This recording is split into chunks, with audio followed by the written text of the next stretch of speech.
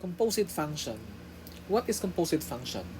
A composite function is a function written in another function. So we have two functions, and one of the functions will be inserted to another function or vice versa. And the process of using this is known to be composition of a function. So this is simply known as substituting a function to another function. So for example, here we have f of x equals x squared plus 6 and g of x is equal to 2x minus 1. So let's say we have this. If you are going to read this is f of g of x, which can also be written this way. We have f, then we have, okay, so these two are the same. We have our g of x. Our g of x here is known to be our inner function. This is our inner function. And we have your f. Your f here is known to be your outer function. If you are going to read this can be read as f of g of x. Or if you want to express it, it can be written this way.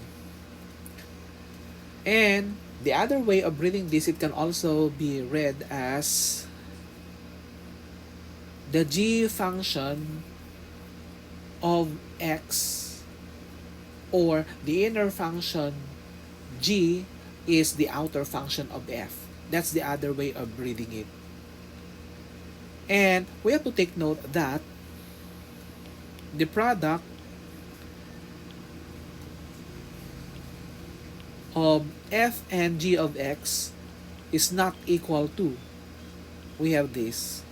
So we are emphasizing the use of open dot, okay? So these two are not equal. This is getting the product of two functions, while the second one, that is known to be a composite function, and we define that composite function is putting a function into another function. Okay, so let us try to solve the first one. What is f of g of x? So here we have f of g of x. So we are going to solve it or simplify. And here, as what I mentioned earlier, that this can be expressed as we have f, then we have g of x. Or as what I mentioned, this is also read as the inner function of g of x is the outer function of f. Okay? So let us try to solve. Our main function here is x squared plus 1. And our g of x is 2x minus 1. We are going to replace the value of x squared by 2x minus 1. So this would become now, we have